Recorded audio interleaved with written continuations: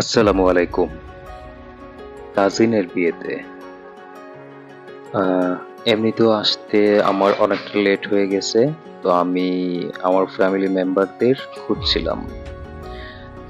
কাউকে দেখতে পাচ্ছি না। খুঁজছি তো খুঁজছি। আর ওইদিকে সবাই আমার জন্য ওয়েট করতেছে। কোথায় কোথায়? উম যদিও ভীষণ লজ্জা পাচ্ছিলাম, আসলে আমার ভীষণ লজ্জা লাগে। তো যাই হোক, অ্যাট লিস্ট বাবাকে খুঁজে পেলাম।